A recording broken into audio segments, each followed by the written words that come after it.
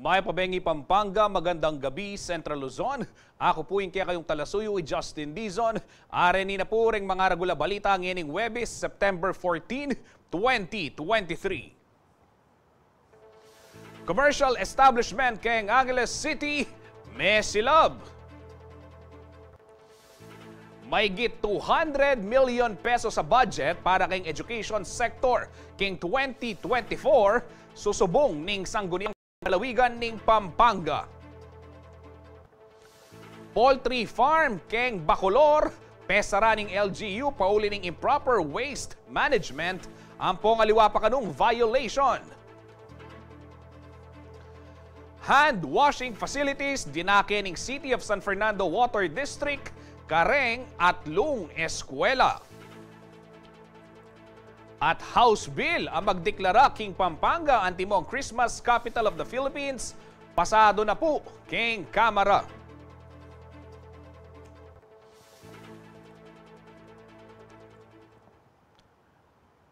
Kabalen, mimiya pong babalaing Commission on Election kareng sa blank kandidato na iwasan ning ausandang premature campaigning. Kano magaduang isip ing komisyon mamiya show cause order kare ni pong etakiki keng mandato na ning karelang opisina. At para po pisabyan yan, kaya betaya king katamong programa Attorney Elmo Duque, ing Assistant Regional Director ning Comelec Quezon Central Luzon. Magandang gabi po Attorney Duque at welcome sa ating programang Balen at Balita.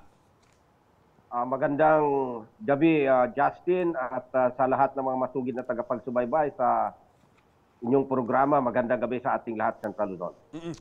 Attorney, ito hong pinag-uusapan natin, yung show cause order, humarap po sa media kahapon itong ating chairman George Erwin Garcia sa Comelec National at sinabing hindi magdadalawang isip doon sa pagpapadala ng show cause order sa mga kandidatong hindi susunod sa mandato ho ng inyong tanggapan. Katunayan na yung tinutukoy nila, mahigit 300 na daw yung kanilang nakikitang makatatanggap nito hong nasabing show cause order. Ano ho yung latest development kaugnay nito, Attorney?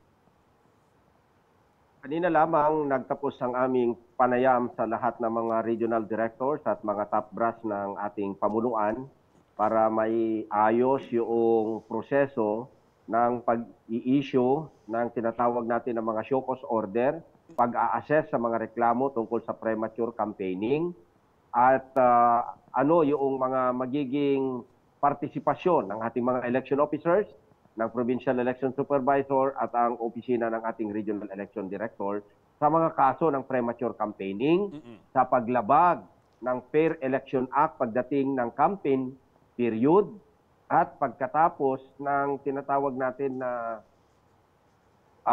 election na kung saan magsasubmit ang mga kandidato ng kanilang mga sources. Opo. Attorney, itong pinag-uusapan natin, yung particular sa show cause order, gaya nga ng nabanggit mo, ito yung kahaharapin ng mga allegedly lalabag doon sa premature campaigning rules ng Comelec. Ano ho yung magiging proseso once na halimbawa yung isang kandidato ay nakatanggap nito hong nasabing show cause order mula ho sa tanggapan ng Comelec? Ano yung kailangan niyang gawin oras na makuha niya yung kopyang ito? Yung proseso natin ng pagbigay natin ng show cause order sa mga unverified na complaint. Pero yung mga sworn affidavit complaints na yan, ididiretso na preliminary investigation. So ang aming opisina ngayon ay i-assess yung reklamo kung meron bang probable cause. Dalawang anggulo yan. Una, yung criminal aspect at saka pangalawa, yung administrative aspect. Yung criminal aspect, yung paglabag doon sa Omnibus Election Code, at yung administrative aspect, siya yung disqualification case, na kung saan, kahit matalo siguro yung manalo yung yung isang akusado doon sa korte, pero gusto natin na ipaalaala, as found by the Commission, posible ng isang kandidato ay ma-disqualify sa pagbo sa barangay and SK election. Kaya inuulit namin, na ang mismong pamunuan natin, no less than the chairman, George Erwin M. Garcia, ang nagsabi na ang aming himpilan is governed by the rule of law. Opo. Kaya napakahirap ngayon ito kung ang isang kandidato ay lumalaban doon sa batas na ipinapatupad ng COMELEC, ang COMELEC din ang magde-decide ng disqualification case sa mga premature campaigners. Opo. Attorney, itong ginagawa natin ngayon para sa kaalaman ng ating mga kababayan, kasi minsan may mga nagtatanong din sa inyong lingkod dito sa amin sa CLTV 36, paano raw ba matutukoy kung premature campaigning? Halimbawa, kung namigay sila, sabihin na natin ng tinapay at juice sa isang pagtitipon at yung tinapay merong nakalagay na mukha nila na kandidato bagamat walang nakalagay na vote. Ito ba ay maituturing na premature campaigning alinsunod dun sa batas natin sa COMELEC? Sa katotohanan, lahat ng kaparaanan ng pagsulisit ng boto, directly or indirectly, okay? For or against a given candidate. Kaya yung pagbibigay na yan, indirect campaigning yan. Okay? So, yan pwedeng makasuhan ng premature campaigning. Pero, gusto ko rin i-highlight na mayroon tayong COMELEC Resolution 10946 na kung saan mayroon tayong tinatawag na Committee kontra Bigay. At yan ay papahuli natin. At ang mahirap dito, pag na-picturean, nagkaroon tayo ng ebidensya, na i-video, ang kalaban mismo nitong mga kandidato na lalabag sa vote buying, pati rin yung mga tumatanggap ng mga goods or pera or anuman na bagay, a thing of value, sila mismo ay kakasuhan motu proprio. Ibig sabihin, hindi na yung taong bayan, hindi na yung private complainant ang magsisimula ng reklamo na ito, kundi mismo ang komisyon ang siyang mag-i-initiate ng reklamo laban sa mga maglabag, sa vote selling, vote buying. Yan po ang nilalaman ng 10946 na resolution ng COMELEC na kung saan sinasabi natin na bawal po yung mga ganyan na gawain. Kaya napaka-strong po ngayon ang advokasya ng ating komisyon na itaas ang sunod sa batas na umiiral sa kapanahunan ng eleksyon. Attorney, ito hong nabanggit naman dun sa press con ng COMELEC, mahigit 300. Pero dito ho ba sa Pampanga, meron na ho kayong mga namataan? Meron na ho bang umabot sa inyong tanggapan na di umano'y linalabag inyong mga alituntunin na tinalaga ng komisyon? Sa ating kaalaman, sa paglalakbay natin, magmula Bulacan, Pampanga, Tarlac, Nueva Ecija, wala tayong nakikita ng mga tarpulina. Kasi ang senaryo kasi dito, hindi lang naman ang kalaban ng mga kandidato na involved sa premature campaigning ay ang COMELEC, kundi rin yung mayroon din silang kalaban na kung saan yung kalaban nila pwedeng picturean or pwedeng ireklamo ang ginagawa ng kanilang mga kalaban na gumagawa ng premature campaigning. Kaya makita natin na napakataas yung antas ng pagsunod ng mga taga Central Luzon dito sa panawagan ng ating himpilan sa pamamagitan ng ating buting chairman Garcia na huwag maging kasali at lumahok sa premature campaigning. Attorney, dito ho sa datos na hawak ng CLTV 36 News ngayon, higit 1,400 yung mga kandidato sa barangay dito sa sa Pampanga at yung mga kagawad naman nasa 12,000. Sa bilang na ito, attorney, ano ho yung nais nyong ipaalala? Hindi lang sa Pampanga, maging sa lahat ng mga kandidato sa Central Luzon, ano yung dapat nilang gawin? Ilang linggo na lamang, mag-e-eleksyon na. Ano yung dapat maging behavior ho nila ngayon? Lalong-lalo na talagang desidido ang COMELEC sa paghabol ho dito sa mga lalabag doon sa tinatawag nating batas sa premature campaigning. Okay, una, wala pong kakampi sa maglalabag. Ang COMELEC mismo, na siya po ang prosecutor sa mga election offenses, ay hindi po papabor sa inyong paglabag. Pangalawa po, ang COMELEC mismo sa issue ng disqualification cases sa mga maglalabag or gagawa ng premature campaigning, ang mismong magde-decide ay ang Commission and Bank, na kung saan wala pong kakampi sa inyo, kundi you will be fighting against the power of the Commission as an entire body. So warning lamang po, tayo po ay sumunod sa batas, makinig po tayo doon sa pakikiusap ng ating buting chairman Erwin Garcia na huwag po tayong ma-involve sa premature campaigning. Sa susunod po na pagdating ng campaign period, nais po nating ipaalaala sa mga kandidato, una, kung yan po ay donated, yung mga campaign material, dapat nakalagay po doon. Paid po, donated by, yung pangalan po nung nag-donate, yung pangalan po nung nag-cost ng printing, or yung pangalan po nung nag-cost noong broadcasting, noong, or printing ng yung mga election paraphernalia. Kasi kahit na po lawful yung size ng election paraphernalia po ninyo, kung hindi po ninyo ilalagay yung mga katagang yun, paid for, this advertisement is paid for by, or this election paraphernalia is donated by or paid for by, ay yan po ay illegal. Pangalawa, susunod po, 5 piso lamang po ang dapat nagagastusin ng isang kandidato sa kaniyang nasasakup per registered voter sa lugar na kung saan siya itatakbo.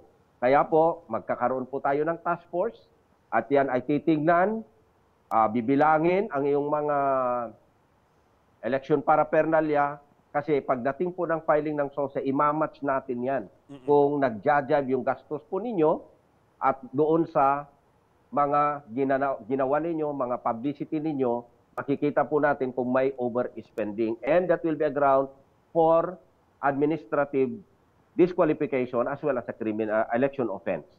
Yan po ang ating masusing paalaala na kahit po time for campaign, yung pong campaign material natin maging illegal because of the size, because it does not contain yung pong nararapat na mga pananalita or statement na hinahanap ng ating Fair Election Act at hindi po nakalagay sa tamang lugar.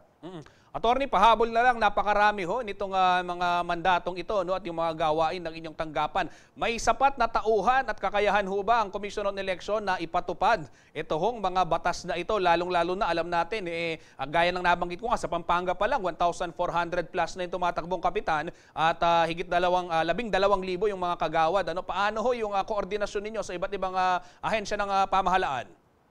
Alright, Justin, ito kasi ay whole nation approach. Kaya dineputize na ng ating pamunuan ang iba't ibang ahensya ng gobyerno kagaya ng PNP, AFP, the DOJ, the NBI, and all other agencies of the government para magtulungan na. Pati na rin po yung mga cost-oriented group kagaya po ng tinatawag natin na IBP.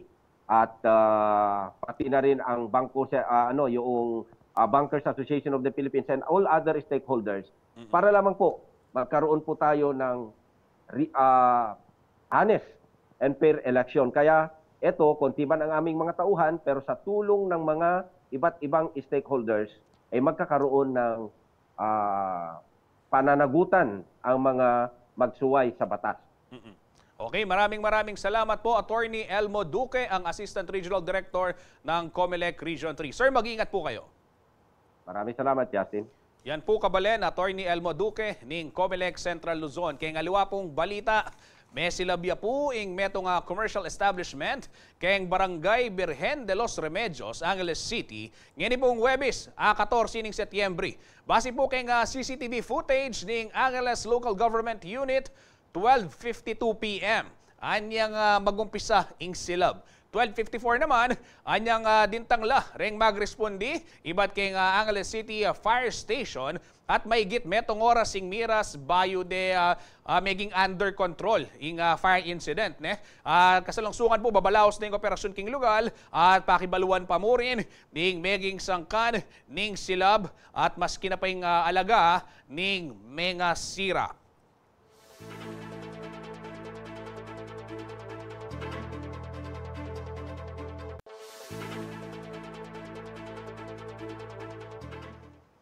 Kaya nga naman balita, kulang road networks at ongoing road repairs. Apin ka no reni, reng mapilang sangkan ning mabayat traffic situation kayang City of San Fernando, Pampanga, ag pangpuyan kayang si Posco. Ay ni po yung report.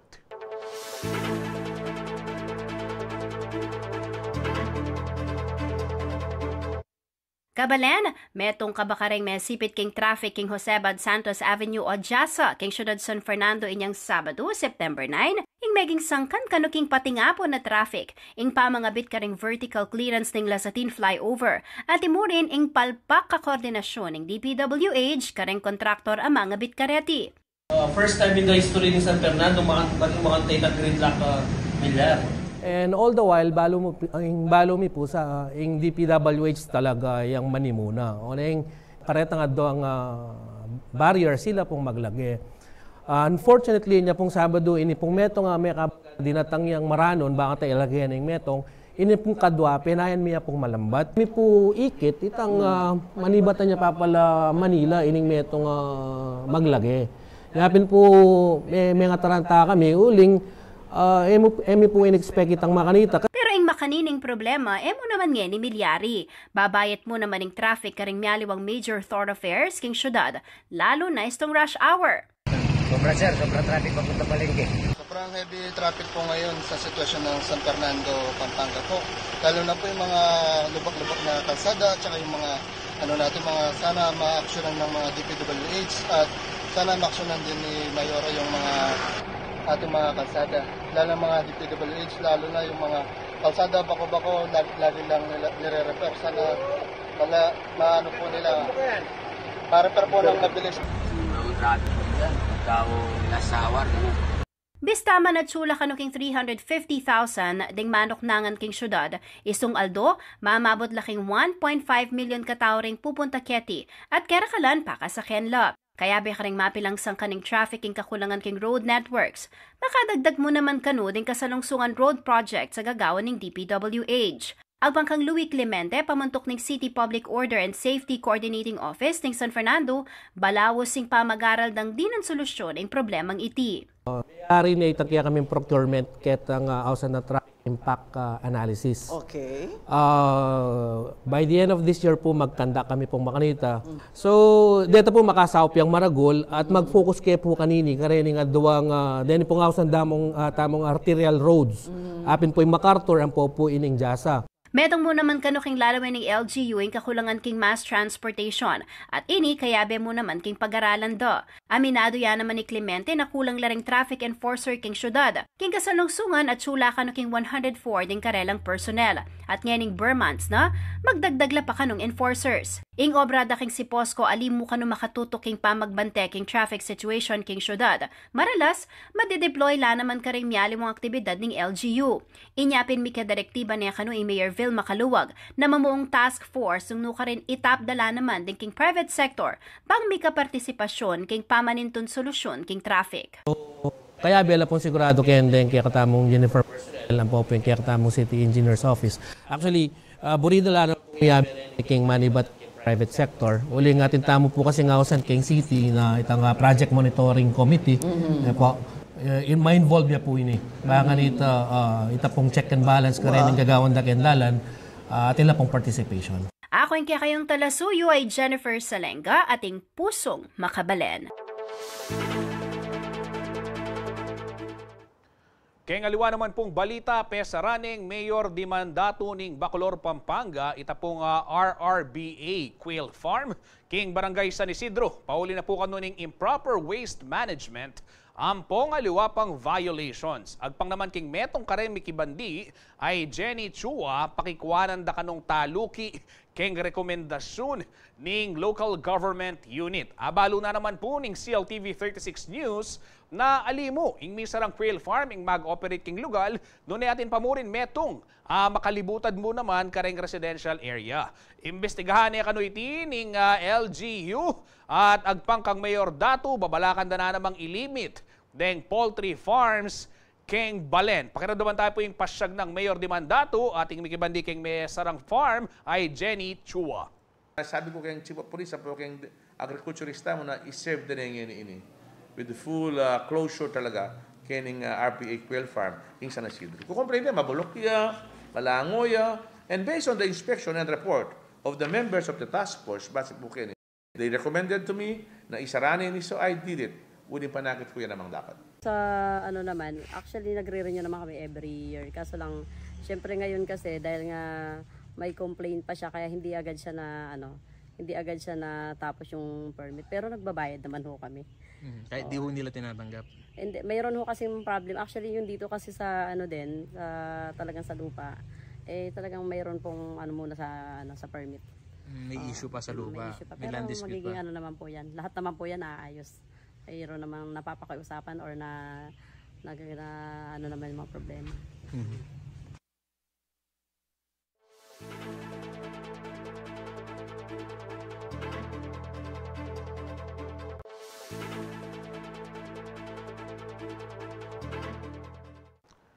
Dangal pa po balita, king pa magbalik ning Balen at balita.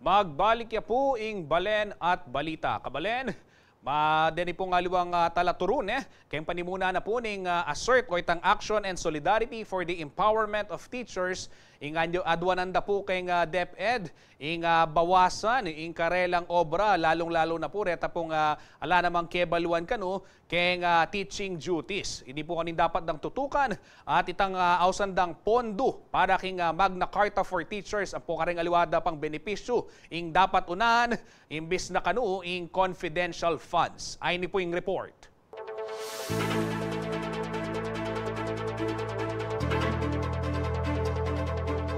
As ning kasenting pakiramdaman ning pasyag ng Vice President at DepEd Secretary Sara Duterte Carpio na bawasan ning administrative tasks daring teachers man kanito at tutukan dang masalesa ang pamanuruka ring estudyante.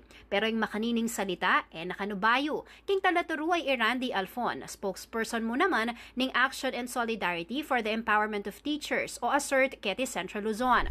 Pero po kasi sa pamahalaan, iba po ang nakasulat, iba po ang sinabi, iba yung nakasulat, ibang usapan pa po ang implementation. Doon po kami nahihirapan. Banmas antin dyan ng Keraklan, minetong-metong nung Alfonting pagawa karela na naman kano konektado king karelang obra antimong teachers. Po halimbawa po yung report po sa mga bulati control na ganyan, yung tungkol po doon sa mga pagsasurvey naman sa mga bata, babahay-bahay yung pagkabati pumapasok na kailangan ipasa agad. Pangalawa, yung mga IPCRF po namin, yung performance, yung portfolio pa po namin, kailangan pa po namin tapusin yan. Tapos bigla po darating yung mga diagnostic report, assessment report, item analysis. Sa sobrang bulto ng mga administrative work ng teacher, hindi na po namin napagtutunan ng pansin ng mga bata. Pakano kaya be kening backlog king obra paulining adwang banwang pandemya. King pamanisplika ning assert kalbaryo kanong tuturing da ing sobra-sobrang obra. Maralas, uuli da pa kano king baleng karelang task. Pero kano dapat makanini, uling atin lamo namang biye kilwal ning propesyon. Tanggap na po namin at nakikita namin na sobra-sobra na yung responsibilidad na hawak namin na 40 bata, the most 60, araw-araw nakaharap namin at kulang na kulang yung mga binibigay ng gobyerno at ng pamahalaan. Bestaman maawas ng talaturo kareng tutuking henerasyon daring nation builders king bansa. Lawe na ning assert, lamedidinan pansin ting tunay pamangailangan daring mestro at mestra. Ang gapa mo rin yeni, papalwala ka ng pera iba't king karelang sariling bulsa, paulining kakulangan kareng school materials, at saop kareng karelang estudyante apakakalulo. Ing problema, dimot mo naman kano ing karelang sweldo. Itaas ang dignidad sa pagtuturo at ng mga guro. Imagine niyo po ngayon, ang mga teacher napakadaming utang. Ang sweldo po namin ay hindi sumusunod sa tamang sweldo na dapat sana ibinibigay sa isang profesional. Kahilera po namin ang mga guro, dentista, mga inhinyero at arkitekto. Pero ang sweldo namin ay pinakamababa sa lahat ng profesional. Imagine niyo, kami na lang po ang nahuhuli doon sa hanay ng mga profesional. Pinunana naman ng asserting adwana ng Confidential Fund Duterte para king DepEd. Imbes na ining anyaran, what nemo kanupondo ng DepEd ing Magna Carta for Teachers. Ban may biyayang istong benepisyo na malwat ng MBBB karela. Imbis na sana pinapondohan yung mga provision ng Magna Carta na isang daang taon na ang nakalilipas, ay hindi pa rin po ito napopondohan. Kumbaga may kakayahan po ang DepEd na pondohan sana ito, pero mula po noong nakaraang daang taon, wala po kaming nakikitang sekretary na talagang may pagtingin sa mga guro. Makanyan man, mamasala pa mo rin kanureng talaturo na may paltutuing pisyag ng Duterte pa mag-offload kareng administrative at clerical work karela. We are hoping, we are welcoming, our hearts are full of gratitude kung nandiyan na po at nai-enjoy na po namin. But up until now, that is still a word, we cannot actually believe. Samantala king kick-off ceremony ng National Teachers Month inyang September 5 king Bohol, inanunsyo ng Secretary Duterte megbuulang non-teaching personnel positions king DepEd at inapraba na nening Department of Budget and Management o DBM. Inya makasadya na lang mag-hire 3,500 administrative officers, 1,500 a project development officers. Mupin, alapang malino nung kapila ng implementasyon kaniti. Aking kaya kayong talasuyo ay Jennifer Salenga, ating pusong makabalen.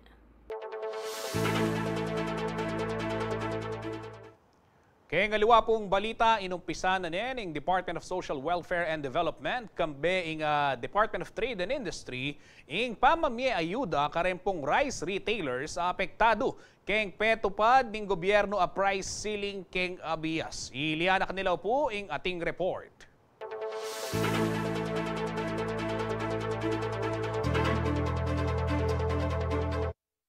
September 5 inyo may patupad yung price cap king abios, kapamilatan ng Executive Order 39 ng Presidente Ferdinand Marcos Jr. Pauli niti, namalyaring lampas kang 41 at 45 pesos yung presyo ng regular at well-milled rice, apamisali kang merkado. Bang adinan ayuda rin may epektong rice retailers, may miyayang direktiba in Marcos Jr. kang DSWD, gamitan ng Sustainable Livelihood Program o SLP.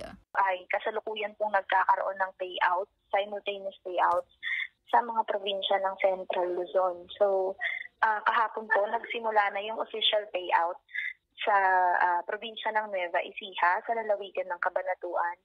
At sa mga susunod na araw po, magkakaroon din ng payout sa iba't ibang probinsya ng Central Luzon.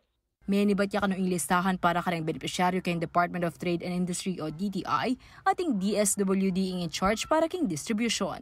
Makadependi naman king klase rin retailers ing akwarang ayuda.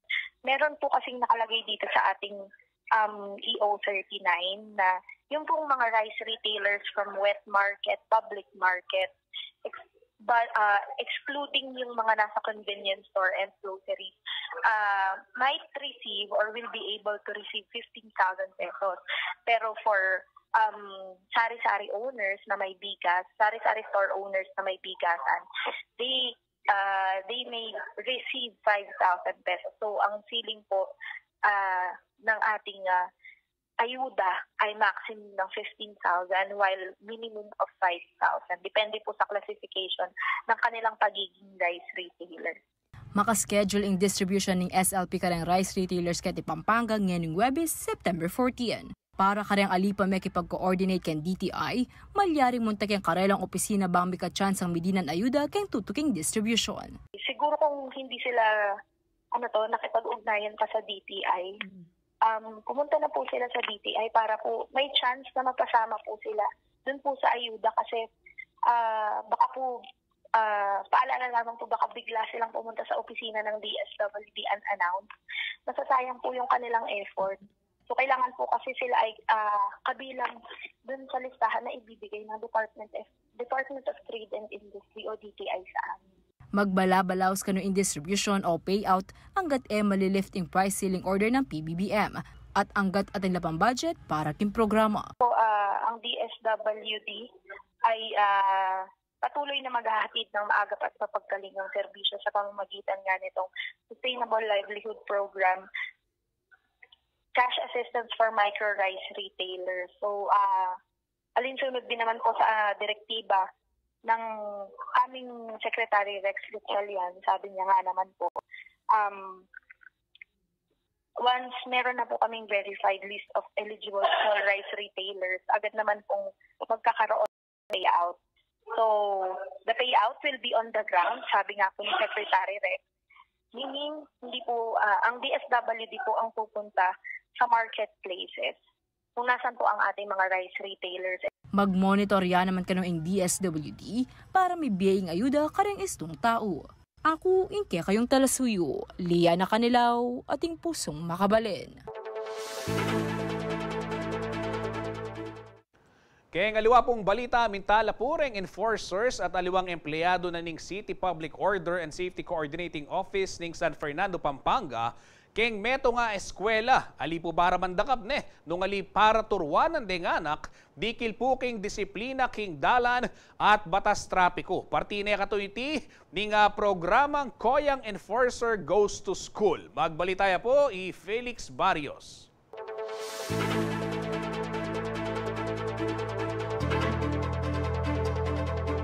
Kaya sabiyang magumpisa keng kaya katamong pamibale-bale disiplina. Tuturuday ti ring pengari king karelang anak katatagdos naman pangaras daking eskwela. King amanong English. Start them yang arapin.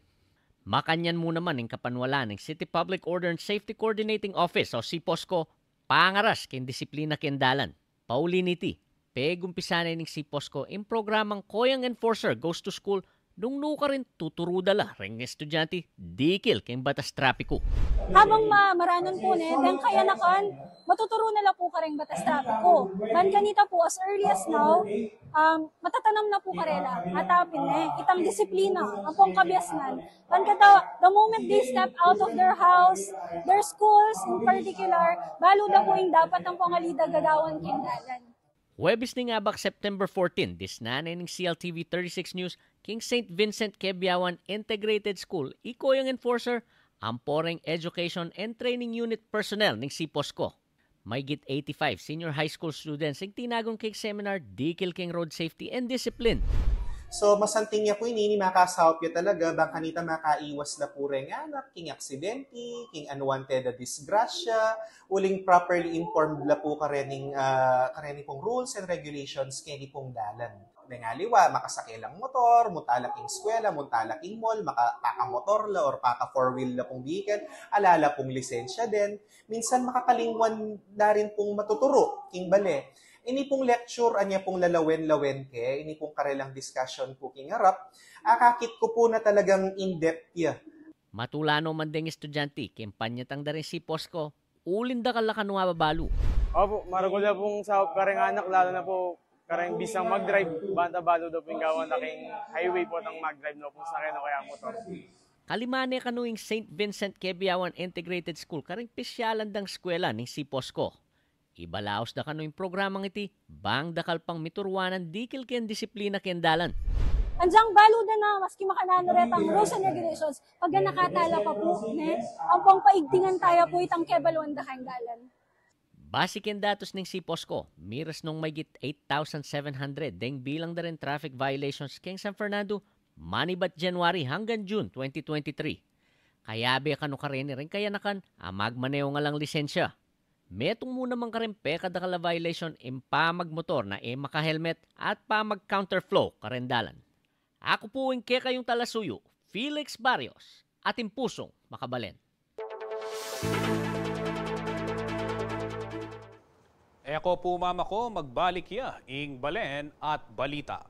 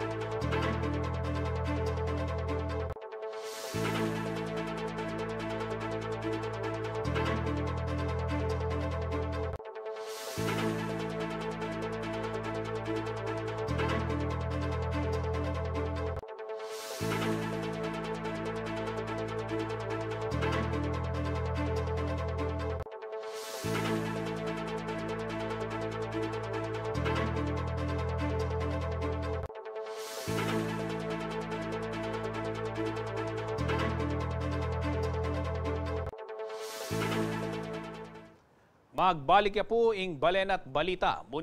Mumunikala na po ngening Pampanga 2nd District Board Member Maylene Pineda Cayabyab ing maygit 200 million pesos sa budget para kareng scholars ning Kapitolyo king Tutuking Banwa. Agpangpukang Pineda Cayabyab mukanureng college students deng nasa ng sopan nune pati na rin deng Achuking High School. Paulo G. Santos po ang ating report.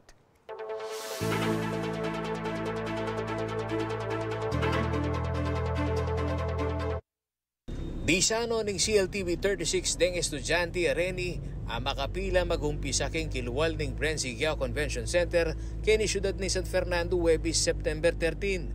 Ilareng scholars ning Kapitolyo ako kuang payout check a 4,500 pesos. Tambing nomang me en cash deng cheki uling makayantabe ya king aktibidad ing land bank. Kasabi ning pamagduang ng Governor Dennis Delta Pineda king sahop kareng estudyante ing kayang paganaka na samasandaan naman ing karelang pamag-aral. Okay kayo, kayo malako ka rin scholar namin. Kaya mo pakisabi nilalang bagsak. And then, as long na ito kami, nanay, ang board member you, as long na ito kami, hanggang mag-graduate kayo, tuloy-tuloy lang ang supportanan ng gobyerno kayo, na kayo mawala kayo. Hindi kayo na yung priority.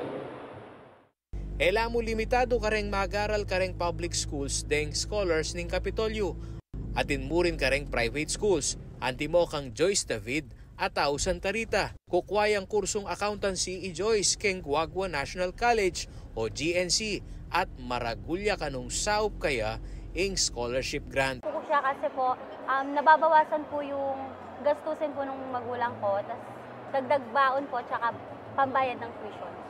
Asula king 1,260 reng scholar ning provincial government ning Pampanga. Agpangkang 2nd District Board Member Maylene Pineda Cayabyab, maragulya pa mga ilangan ng education sector, anyaking misusubong a budget call, pekibalak ng metong yahiti kareng birina na maragula budget para keng Banwang 2024. Ipineda Cayabyab, ing chairperson ng Education Committee ning Sangguniang Panlalawigan. Dadagdag tayo ng high school kasi alam naman natin lahat ng high school na eskwelahan natin dito sa Pampanga may shiftings. So kulang na kulang. Kung ilan ang elementary natin, wala man sa kalahati ang high school natin. Pero huwag kayong mag-alala, hindi lang yan problema sa Pampanga. Actually, hindi naman tayo pinaka problema pagdating doon. Buong Pilipinas yan. Agpangkang Pineda, target niya kanong pigastusan keng Tutuking Banwa, reng school building bang i-address ing classroom shortage. Mga 200 million yung CEF natin for 2024. At more than half of that nakalaan sa school buildings ng elementary at high school. Samantala, katukining pamamuklat dareng satellite campus ning Don Honorio Ventura State University kareng Balang Balen, Keti, Pampanga. Makipag-coordinate niya kanuing committee ng Pineda Cayabyab keng Commission on Higher Education bang ayasude ing kursong makasaw kareng Memalen. At gusto rin po namin pag-aralan ngayon yung courses na hindi naman nahihirapang kumuha ng trabaho pagkatapos mag-aral ng kolehiyo. I-discuss namin ito with state university like DABSU. Na tingnan natin yung courses na talagang magkakaroon sila ng trabaho. Ako yung kayong talasuyo ay Paulo G. Santos, ating pusong makabalen.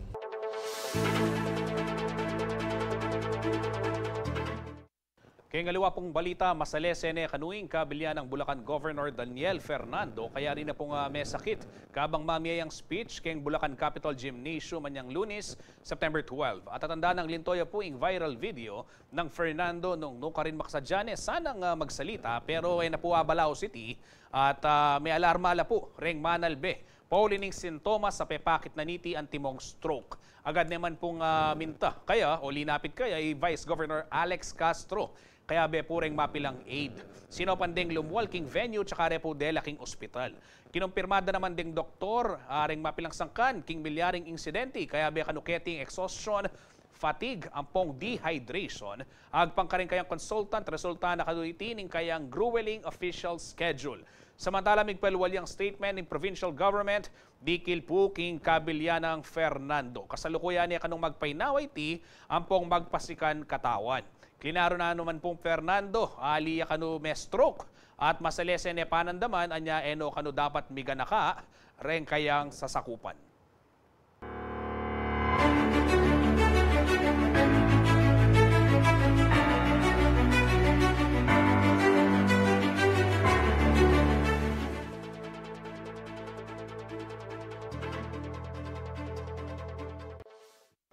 Kaya ngaliwa pong balita, midake ang hand-washing facility kareng atlong eskwela in City of San Fernando Water District o CSFWD.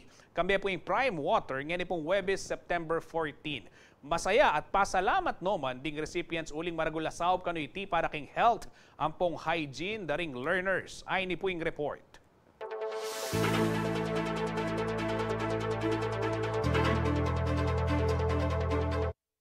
Malyaring mipasa ing germs from person to person uli ning pamanalan king mata, arong o asbuk no marinat kagamat. Agpang king Centers for Disease Control Prevention ning Amerika, king pamanos gamat, malyaring apigilan mikalat ning respiratory at diarrheal infections.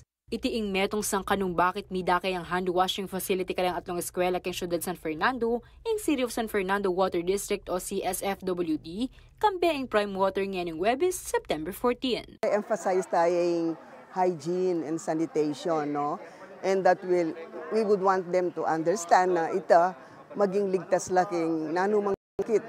Kasi nung inggamat yung instrumenta mo para nagkill, manabot, kaya nga ng kailangan tamo. So nung malinis la rin gamat marayula keng sakit, ang po pa keng miyayaliwang infection na around, eh. Masaya at magpasalamat naman din pamuntok ng Santo Niño Elementary School, San Juan South Elementary School at Mats Gold Elementary School uling maragula saop kanu ing karelang tinggap a pasilidad para king health ampong hygiene ding learners.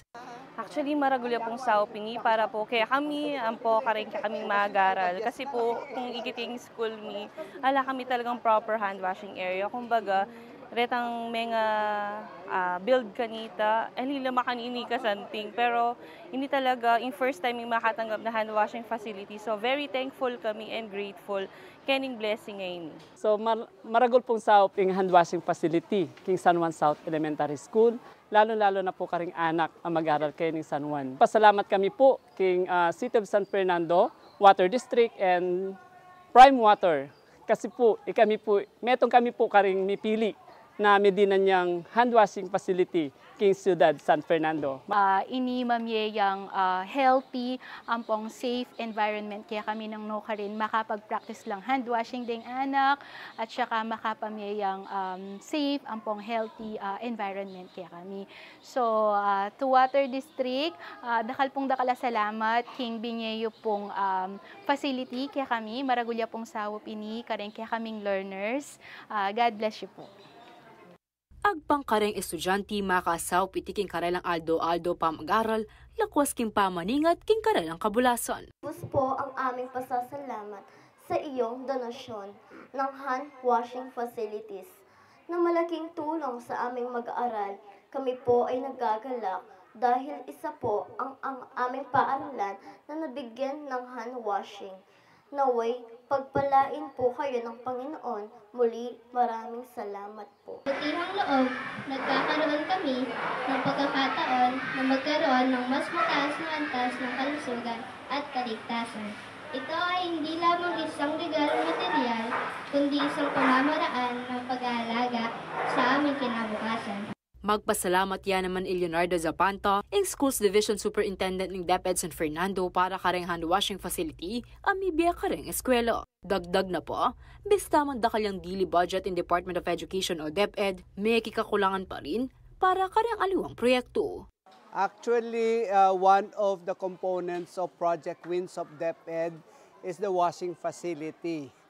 And you are all aware that DepEd cannot provide everything. So we need partners. And so from the bottom of our hearts, we would like to thank with the San Fernando Water District and Prime Waters for this hand washing facility. And rest assured that I will be monitoring myself. I will be monitoring the proper use of this washing facility. Pakisabi na naman ng CSFWD na sana magamit lang husto at maintain dala rin balang recipient ng pasilidad. We just hope that this might be properly and yung well-maintained siya para naman well, why not? Maybe for the next year or the coming years po, we can also provide more hand washing facilities for the benefit of our children, of our students, and of course, mga teachers natin na naglilid, nagga-guide. And we thank you very much. So in behalf of the Water District, thank you very much po. Sana magamit lang gusto at ma-explain da kare nga anak nung nanin kahalagaan aning pamanos gamat, no, na importante ing manos gamat mo po tang mamangan bayo mga no kay batmengan nun at all times na atin lang atalan o kailangan dang maglinis kay karelang gamat. Ako ingke kayong talasuyo, Liana Canilaw, ating pusong makabalin. Kaya nga pong balita kasabi po ning pa magmasusi king Aldon ning amanong siswan King Holy Angel University Center for Kapampangan Studies. Opisyal niya pong miputungan corona antimong metong poeta laureadong Alvin Ignacio o mas kilala po kay Talipanpan Bertong Esponga. Kaanak niya pong mamuwesya amili niya antimong laureado Paulida ring ginale at sinulat na King Amanong Siswan. Ayun po yung report.